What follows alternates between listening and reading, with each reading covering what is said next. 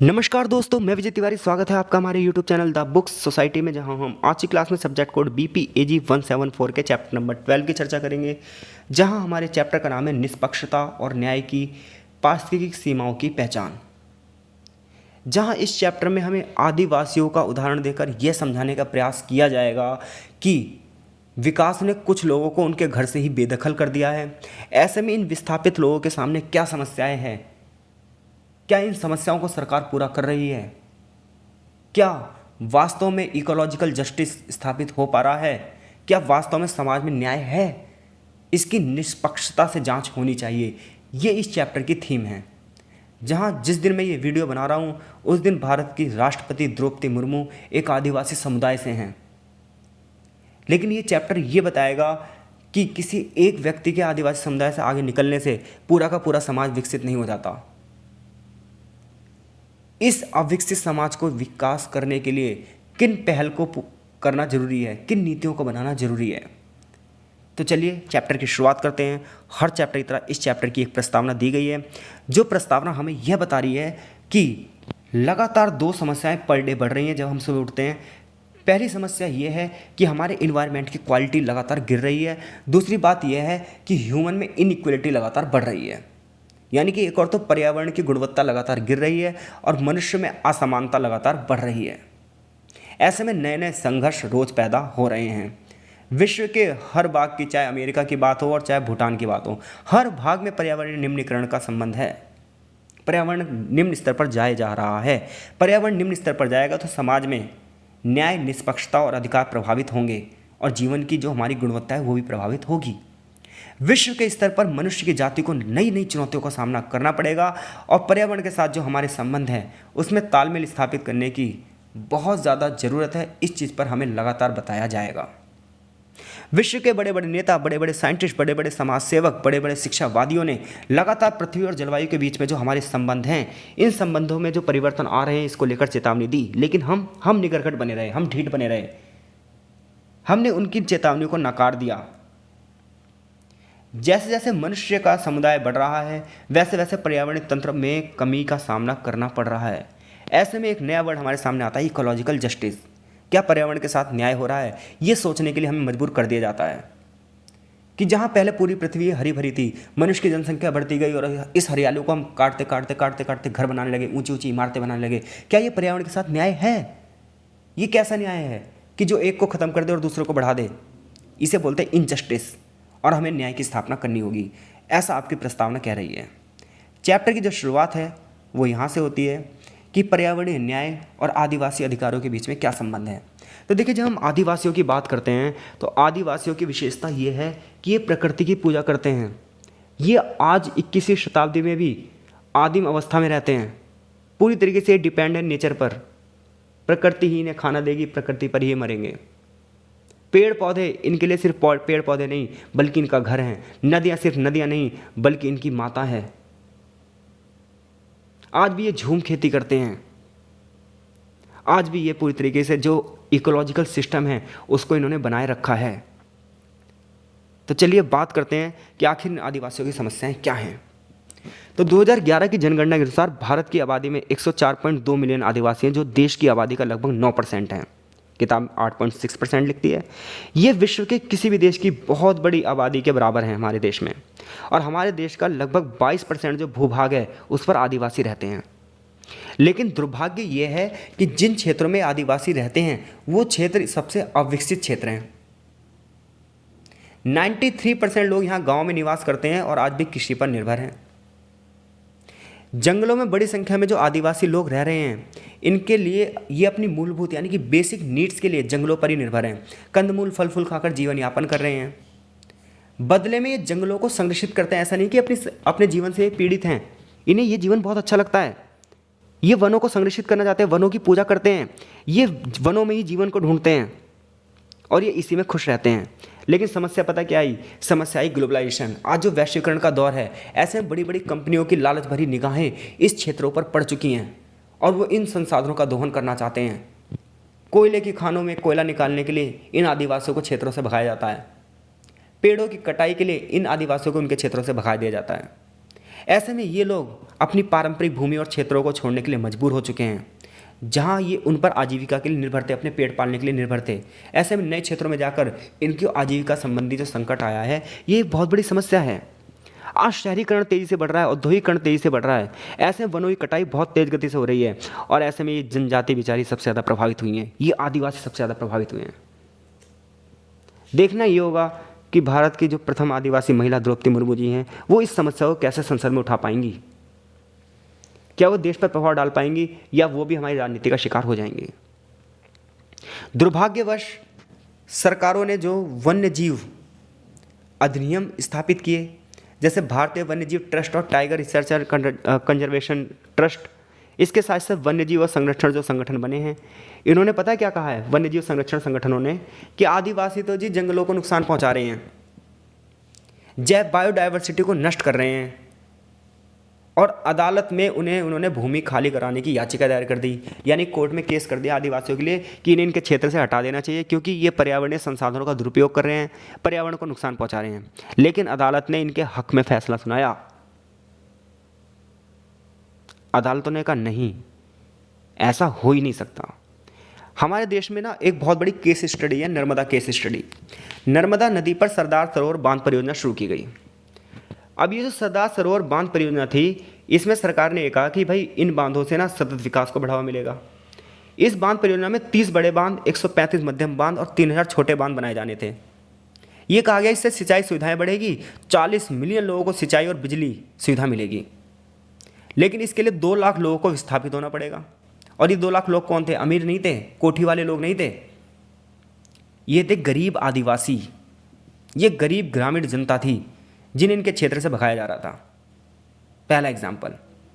ऐसे में इन्होंने नर्मदा बचाओ आंदोलन किया। 2014 में एक और केस स्टडी हमारे सामने आती है, वो है कान्हा टाइगर रिजर्व की। कान्हा टाइगर रिजर्व में बेंगा और गौंड जनजाति रहती थी, और ऐसे में इन 450 परिवारों को बाघों की रक्षा के हवाला करते हुए निकाल दिया गया कि हाँ भाई, कान्हा टाइगर रिजर्व में हम प्रोजेक्ट टाइगर चला रहे हैं, और यहाँ पर हम जो बाघों की जनसंख्या है इसको बढ़ावा देने के लिए अपने प्रयास जारी कर रहे हैं, और इसके नाम पर इन्होंने 450 लोगों को यहाँ से निकाल दिया। अप्रैल 2017 में सुप्रीम कोर्ट ने डिसीजन देते हुए बताया है, कर्नाटक के थटकोला और सरगोडू वन रिजर्व में 148 से अधिक घरों को नष्ट कर दिया गया, 156 परिवारों को निकाल दिया गया। असम में बोडो जनजाति, राभा जनजाति, मिसिंग जनजाति या मिरी जनजाति समुदाय के 1000 से अधिक लोगों को निकाल दिया गया। क्यों? क्योंकि वहाँ पर जो औरंगा नेशनल रिजर्व था, यहाँ पर ऑरेंज लिखा हुआ है, वैसे ही औरंगा है, बट आप मान लो किताबों में मिसप्रिंट बहुत ज़्यादा है। तो इस प्रकार से विकास के नाम पर लोगों को जो विस्थापित किया जाता है, ये कौन सा न्याय है? ये सामाजिक न्याय है? ये अन्याय है। ऐसे में संस्थाओं को चाहिए वो निष्पक्षता से इसकी जांच करें। ऐसा ना हो कुछ लोगों के स्वार्थी हितों में आकर इन क्षेत्रों का भी नुकसान होता जाए। Housing and land rights network द्वारा 2018 में जो रिसर्च की गई, उस रिसर्च में इसने कहा कि जितनी जो बेदखली हुई है लोगों की, इसमें ना उचित प्रक्रिया का पालन नहीं किया गया। जो राष्ट्रीय अंतर्राष्ट्रीय स्तर पर जो नियम बनाए गए हैं, उन नियमों की अनदेखी की गई है, और इन लोगों को बेमतलब में इनके घरों से निकाल दिया गया। ऐसे में बड़े पैमाने पर मानवाधिकारों का हनन हुआ है।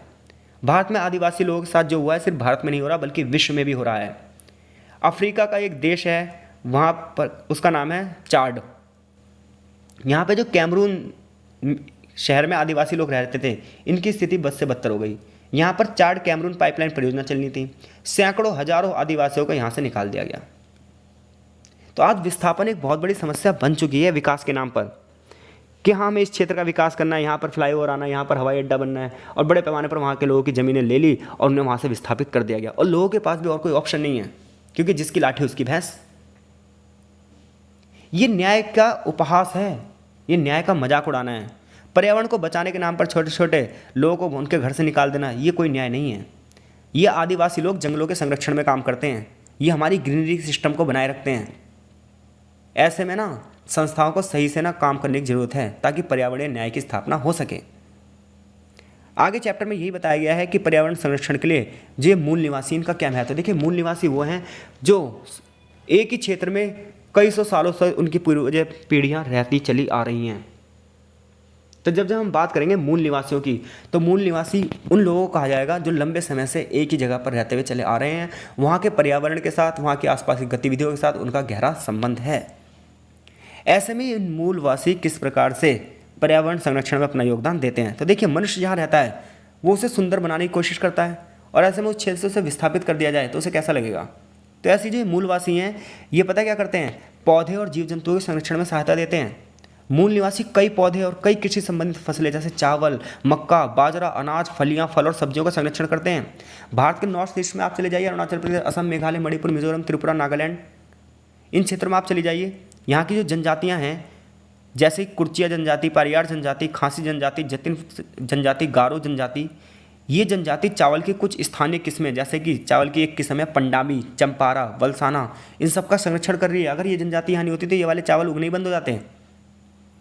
ये किस्में सुगंधित अनाज की गुणवत्ता, प्रोटीन सामग्री, पाचन शक्ति को बढ़ावा देती हैं।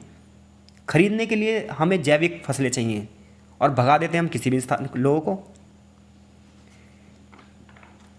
तो कहीं ना कहीं जो हमारा केंद्रीय चावल अनुसंधान संस्थान है कटक्का, ये भी यही बात करता है। इसके अलावा जो फिलीपींस में मनीला में चावल संस्थान है वो भी इसी बात की बात करता है कि जो यहाँ के चावल हैं वो इम्यूनिटी पावर को बढ़ावा दे रहे हैं। इसके अलावा इन जनजातियों का क्या योगदान है, इन जनजातियों का ये योगदान है कि जो विलुप्त प्राय प्रजातियाँ इनका भी संरक्षण करती हैं। देखिए, यूएनओ की IUCN एक रेड लिस्ट जारी करती है कि ये वाली जो प्रजाति खत्म होने को है, विभिन्न प्रकार के जीव जंतु खत्म होने को है। लेकिन जिन क्षेत्रों में आदिवासी रहते हैं उन क्षेत्रों में चले जाइए, वनीकरण इतना ज़्यादा है, जंगल ही जंगल है हर जगह। तो ऐसे में उस क्षेत्रों में जो लोग रह रहे हैं वो वहाँ के स्थानीय जो जीव जंतु उनकी पूजा कर रहे हैं, वो उन्हें अपने परिवार की तरह देख रहे हैं। जहाँ एक और तो समुदाय कुछ लोग काले हिरन का शिकार कर रहे हैं, तो वहीं उड़ीसा की गंजम जनजाति के जो गंजम जिले के जो लोग हैं ये काले हिरन को बचा रहे हैं, काले हिरन के संरक्षण में पहल कर रहे हैं। 1990 में लगभग 573 के करीब कम जनसंख्या के क्षेत्र में काले हिरन की संख्या में वृद्धि हुई। 2018 की गणना के हिसाब से ये वृद्धि 4044 पहुंच चुकी है। तो समाज के बड़े लोग तो इनका शिकार कर रहे हैं, उन्हें कुछ नहीं हो रहा, और इन विचारों के ऊपर ये इल्ज़ाम लगाया जाता है आदिवासी लोगों पर कि ये क्या कर रहे हैं, ये जीव जंतुओं को खत्म कर रहे हैं, ये तो पर्यावरण को नुकसान पहुंचा रहे हैं, इन्हें इस क्षेत्र से भगा दिया जाए। वास्तविकता क्या है? वास्तविकता ये है कि ये बेचारे मूल निवासी, ये आदिवासी लोग पौधों और जीव जंतुओं के संरक्षण में सहायता कर रहे हैं, ग्रीनरी इकोसिस्टम को बनाए रख रहे हैं, सतत विकास में अपना योगदान दे रहे हैं, विलुप्त प्राय जनजातियों का संरक्षण कर रहे हैं। तो ऐसे में नीति निर्माताओं को ये चाहिए कि इन स्वदेशी लोगों की कीमत को जानें, इन स्वदेशी लोगों के मूल्यों को जानें, बांधों और खनन के निर्माण पर इन लोगों को विस्थापित ना करें, इन लोगों को निष्कासित ना करें। ये लोग रातों रात अपने घर से शरणार्थी बन जाते हैं। इन्हें आत्मनिर्भर बनाने के ऊपर ध्यान दें। ऐसा ना हो इन्हें गरीबी और गरीबी में रहने की स्थिति में ढकेल दिया जाए, ऐसा ना हो, वरना समाज में कभी न्याय की स्थापना नहीं हो पाएगी। अंत में चैप्टर में एक निष्कर्ष दिया गया है, जहां निष्कर्ष यही बताता है कि प्राकृतिक संसाधनों के संरक्षण और सुरक्षित रखने में आदिवासी लोगों की महत्वपूर्ण भूमिका है। जनजातीय लोगों की निम्न कार्बन फुटप्रिंट जो जीवन शैली यानी कि जो कार्बन का उत्सर्जन करती ही नहीं है, इसने हमारे पर्यावरण को हजारों सालों के लिए संरक्षित किया है। जलवायु परिवर्तन को खत्म करने में कहीं ना कहीं इनकी भूमिका को मान्यता दी जानी चाहिए, इनके ज्ञान को बढ़ावा दिया जाना चाहिए, न केवल क्षेत्रीय स्तर पर बल्कि राष्ट्रीय स्तर पर, उपराष्ट्रीय स्तर पर, अंतर्राष्ट्रीय स्तर पर। सामाजिक, आर्थिक, राजनीतिक जितनी प्रक्रियाएं उनसे इन्हें बाहर रखा गया है। ऐसे में आज ज़रूरत है इन लोगों की भूमिका को भी हम स्वीकारें और समाज के विकास में अपना योगदान दें। तो आई होप सो इस चैप्टर से कोई प्रश्न बनेगा। चैप्टर छोटा है, चैप्टर बहुत ही ज़्यादा महत्वपूर्ण है। अगर चैप्टर से कोई भी क्वेश्चन आए तो अपनी भावनाओं को आप उजागर कर दीजिएगा और पॉइंट टू पॉइंट इसका आंसर लिख दीजिएगा। आई होप सो वीडियो आपको अच्छी लग रही है, वीडियो आपको समझ में आ रही है। कमेंट करके हमें अपनी राय देती रहिए। आपका बहुत बहुत धन्यवाद।